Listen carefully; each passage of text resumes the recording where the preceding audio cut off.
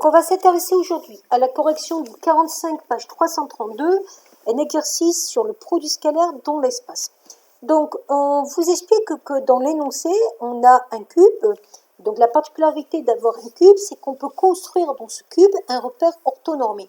Donc, ce repère orthonormé, dans le livre, il n'est pas dessiné, mais moi, je voulais dessiner. Donc, je vous ai mis qu'il y avait un axe des abscisses ici, X, qui était l'axe DA. Ensuite, on avait un axe des ordonnées Y, qui était l'axe DC, et l'axe des côtes, qui était l'axe DH. Donc, n'hésitez pas à écrire les axes pour ne pas vous tromper dans les coordonnées. Et donc, dans ce repère, qui était d'origine D, on vous demandait dans la première question de trouver les coordonnées du point M. Alors, pour trouver les coordonnées du point M, l'idéal, c'est de voir comment on se déplace le long des axes pour arriver jusqu'au point M en partant de l'origine. Donc, si je veux arriver au point M en partant de l'origine, en me déplaçant suivant les axes, je vois que je vais me déplacer de 1,5 sur l'axe des X, puis je vais me déplacer de, donc 1,5 sur l'axe des X, donc puis je vais me déplacer de 1 sur l'axe des Y, comme ceci, à peu près, puis après, je vais me déplacer de 1,5 sur l'axe des Z. Donc vous avez vu, pour trouver les coordonnées, il me suffit de faire les différents déplacements. Donc 1,5 sur les X, 1 sur les Y, 1,5 sur les Z. Et ça me permet d'avoir les coordonnées du point N. Donc je vais faire pareil avec les coordonnées du point N. Donc je vais insérer une petite flèche pour que vous voyez. Donc je vais me déplacer pour aller au point N, mais toujours pareil de 1,5 sur les X, puis de 1,5 sur les Y, puis de 1 sur les Z. Donc les coordonnées du point N, ça va être 1,5, 1,5, 1. Ce que j'aurais pu faire aussi, c'est tout simplement calculer les coordonnées du milieu d'un segment avec la formule XA plus XB divisé par 2, YA plus YB divisé par 2, ZA plus ZB divisé par 2. Ça marchait aussi, mais c'était plus long. Alors, pourquoi on vous a demandé de calculer, en tout cas de trouver les coordonnées de M et de N?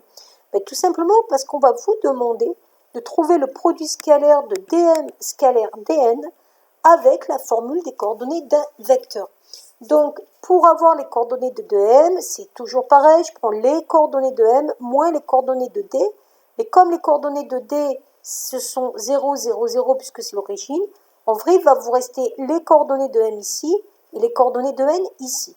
Et dans un repère orthonormé, il vous suffit de faire x, x', donc 1,5 fois 1,5, plus y, y', 1 fois 1,5, plus z fois z', 1,5 fois 1. Donc là, j'arrive bien à 1 quart plus 1,5 plus 1,5, ça fait 5 quarts. Donc ça, c'est le produit scalaire. Et ce but-là du produit scalaire, ça va juste être de trouver l'angle MDN. Donc l'angle MDN, si je devais le dessiner, en fin de compte, ça serait un angle qui serait donc comme ceci, donc entre MD et entre DN, comme ceci. Ok. Et donc cet angle, si je voulais faire donc un petit stylo, je regarde si je peux utiliser, voilà, ça serait donc cet angle ici que j'ai dessiné un tout petit peu de façon pas très droite. Et donc cet angle-là, pour le calculer, on va utiliser la deuxième formule du produit scalaire. Donc la deuxième formule du produit scalaire, qu'est-ce qu'elle nous dit?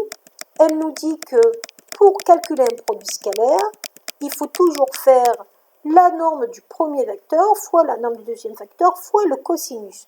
Or, je suis obligée de trouver la norme de dm et la norme de dn. Et n'oubliez pas qu'en termes de norme, la norme, ce n'est rien d'autre que la longueur dm. Donc, comment je vais calculer la longueur dm? Alors, je ne vais pas me fatiguer trop. J'ai les coordonnées de dm. Donc, pour avoir dm au carré, il suffit que je les prenne et que je les mette au carré. Donc, ça va faire 1,5 au carré, plus 1 au carré, plus 1,5 au carré. Donc, 1 quart, plus 1, plus 1 quart. Donc, ça fait 1 quart plus 1,5, donc 3,5. Donc, j'ai la longueur de dm. Et je vais faire pareil avec la longueur de dn. J'arriverai encore à racine de 3,5. Et le fait d'avoir calculé ça, Ce que je vais pouvoir dire maintenant que, certes, j'ai bien que ce produit scalaire s'exprime avec le cos, mais j'avais calculé que le produit scalaire était aussi égal à 5K. Donc, je vais rajouter le 5 divisé par 4 ici. Donc, j'avais écrit donc que le produit scalaire était égal à 5K. Donc, à partir de ça, je vais identifier les deux expressions. Et pour trouver le cos, je vais juste prendre 5K divisé par la longueur des n fois la longueur des n. Et donc, j'arrive à 5 sixièmes. Il suffit après de prendre ma calculatrice, de faire la touche cos moins 1 ou arc cos en étant bien en degrés. Et j'arrive à un degré à peu près de l'angle de 33,56 degrés. Voilà.